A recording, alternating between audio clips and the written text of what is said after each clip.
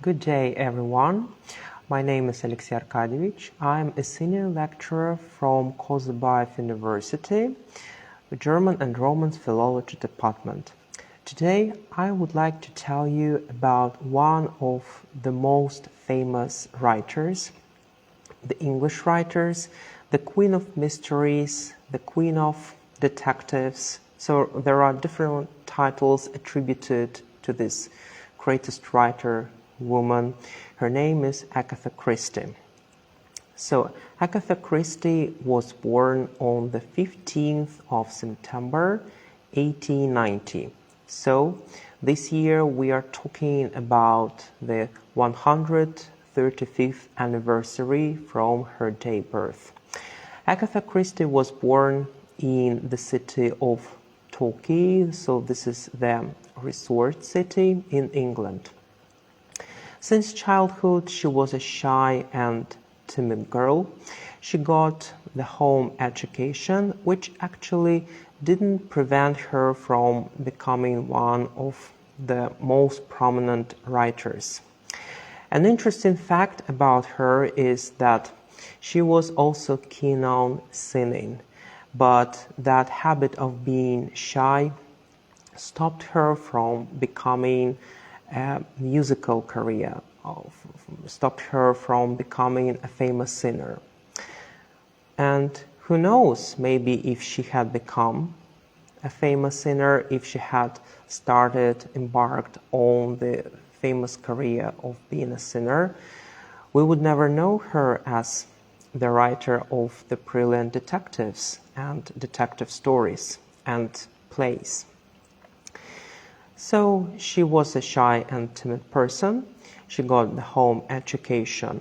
Apart from this, she, at a particular time of her life, got interested in medicine.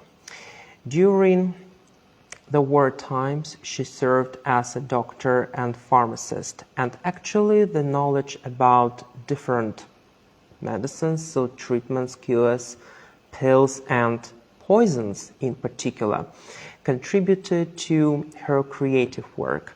So she wrote about 16 novels, several collections of short stories, and in most of her works we can notice that the victims were killed with the help of poison. So they were poisoned by different means. So here in her works she showed herself as a specialist in this sphere.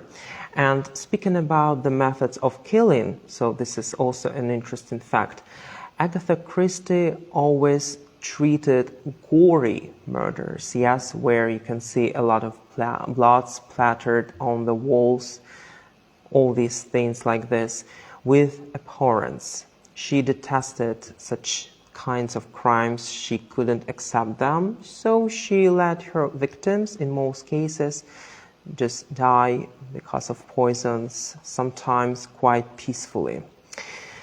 So this experience in the medical sphere contributed to enlarging and enriching the quality of her novels. So a little bit about her personal life. So Agatha Christie was married twice. Her first husband's name was Archibald Christie, so she owes her surname, yes, so the surname by which the whole world knows about her, to this man. So they had a daughter whose name was Rosamund, but unfortunately this marriage was not so successful, so not something that we could call a happy marriage. The whole situation was really exacerbated by the sudden death of Agatha Christie's mother. So all these tragic circumstances led to the divorce between Agatha Christie and her first husband.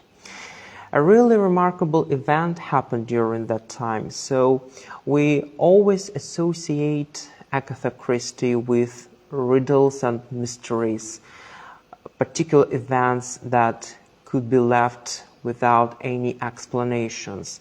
And we always connect it with the plots in her books, so like something that could take place in her stories. But actually there is an interesting fact from her biography that during those not pleasant, really hard times for her and her husband, she suddenly disappeared. There was particular news about this. It was circulated in different newspapers and magazines. She was missing for about 11 days, and still this mystery remains unsolved. So where was she all these days? So no one knows. So the reflection in a way of the way of life, so the identity, so the features of the character of this woman. So the queen of mysteries in her novels and the queen of mystery in her present life. So Agatha Christie continued and tried to build her personal life. She married the second time. This second time her husband was Max Mallowan. By profession he worked as an archaeologist, and this also turned as a pivoting point in Agatha Christie's works. If we turn to the topics, to the background in her stories and novels, we can see a lot of references to the Middle East, and it's not an accidental thing because she traveled a lot with her husband. She saw different excavations, different diggings organized by her husband. In a way, she was involved in this process, and as a result, Agatha Christie absorbed this atmosphere. She became an essential part of it, which found its reflection in different novels. One of these novels that I would really recommend you to read, so it's not the novel that we are going to talk specifically about, but I would really like to mention it, is Murder in Mesopotamia.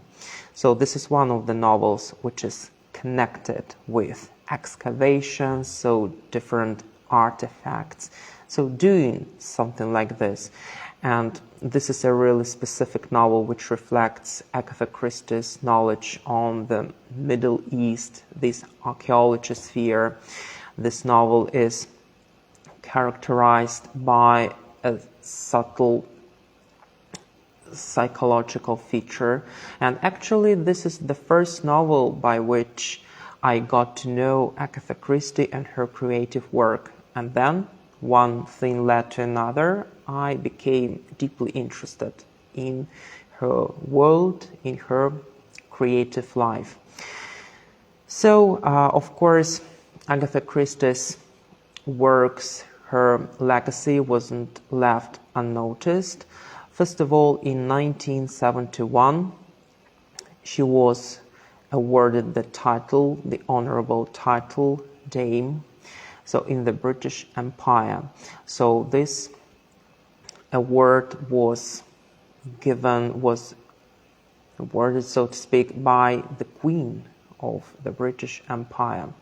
So Agatha Christie died in 1976, but she left a huge detective legacy. In her creative work, she introduced quite peculiar and innovative techniques that were later researched, that were paid great attention to, and in some ways they were passed down. So from her works to the works of the next generation, next detective writers, and even her peers, so other writers who were influenced by such twists and original ideas. So Agatha Christie left a huge legacy. She wrote about 60 novels and different stories and the plays, and one of these plays is The Mousetrap, which is really popular and it's still shown on stage in London. So today I would like to share some particular details about 3 of her novels, which chronologically refer to different periods in her life. So I would like to start with the first novel, like so in our talk, and actually in her creative works, yes, so in the creative period of her life. So this novel is called The Mysterious Affair at Styles. So this is the novel that laid foundation for all of Agatha Christie's works. So this is the novel which, so to speak, is connected with quite an interesting story. So Agatha Christie had an elder sister whose name was Margaret, and one day they made a little bit humorous bet, but of course for them, and especially Agatha Christie, it was really serious. So they made a bet that Agatha Christie should write a novel, should try her efforts, and in this case she would prove if she was really worth starting this career, if she was really worth being named a brilliant writer. And as we know from the next events, she really deserved this thing. So The Mysterious Affair at Styles presents itself the classic example of the detective story when we see a lot of characters.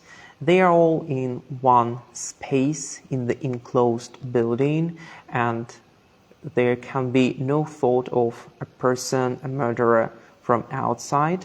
So the classic situation when we can see a lot of characters who have a lot of things to hide. So this is the brilliant example of this type of novel. And already here, Agatha Christie used her subtle knowledge about different medicines and poisons and used these intricate details to make the detective story more complex, more complicated.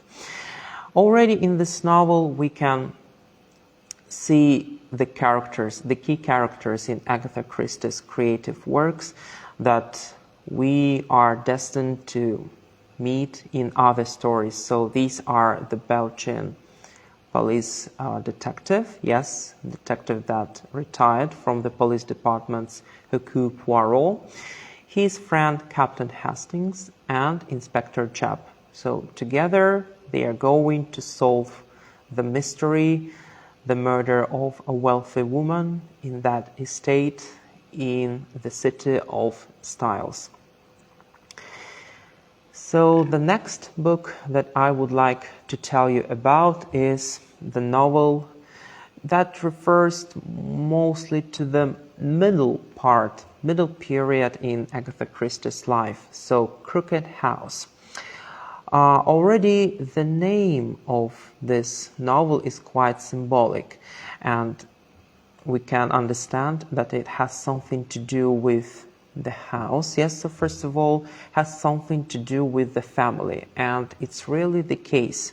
Here we are going to look into the murder of the old man, a millionaire, whose name is Aristide Leonidas. So he was a wealthy businessman who really managed to provide for different members of his family. There are really lots of them, and each of them had a motive, which is quite obvious, to kill this wealthy man. But who is this person? There are really different options. And to understand who this perpetrator is, we are going to find out by reading this novel and following this path with the main character whose name we don't really know. We know that this is the old man who is acquainted with one of the members of this family, the girl whose name is Sophie. Also in this case, we will be helped by a young girl whose name is Josephine. Together, they will unravel this mystery. So this is a highly psychological novel. This is about the family traditions, family values, which are becoming really important and significant. Come to think of the family, yes, we know that tomorrow we are going to have a family day, yes, in Kazakhstan. And using this case, I would like to congratulate all the families in our country with this event and really wish peace, all the best things, health, harmony in relationships. Also, to speak about this book, Agatha Christie herself considered this work to be one of her masterpieces. As she wrote, as the author's note, I can show it. So, author's forward before beginning of this novel. She considered this book to be one of her best ones, and as she admitted, writing that book was like preparing for 5 other of her novels. So this book took one of the special places in her creative world, in her heart. And one more novel, which refers us to the latest period of her work, is the novel The Clocks. So this novel again introduces one of the main characters in Agatha Christie's world. I'm talking about Hercule Poirot. There are some specific features about this novel. So first of all, we do not see Hercule Poirot much. Yes, so in this novel, mostly he remains in his flat. Yes, so he's sitting in his armchair, closing his eyes, trying to solve this case, trying to make his, as he's saying, great self work. Also, one of the peculiar features of this case is that for most part of the narrative, we do not actually know the identity of the victim. So you can see this man lying on the floor. Yes, we can see it on the cover of the book, but mostly we know about this person is just so how he looks. Yes, so in his statue. So no information about his name, his surname, his occupation. And it seems like he came to this building, to this flat, just to be killed. There is a thought like this expressed in the book. So how can we solve the crime about the person whom we actually don't know?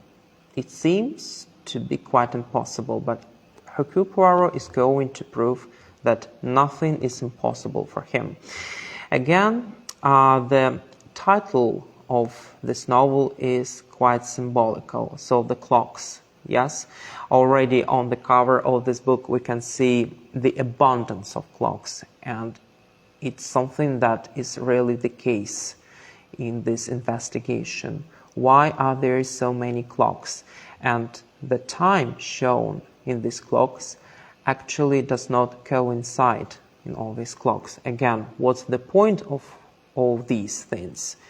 It seems to be really fantastic, not really true to life. But again, Hercule Poirot will show that it's the life. Yes, it's something that we see, it's something that we have to accept. So we can't avoid this. So we have to face and deal with something that we really have.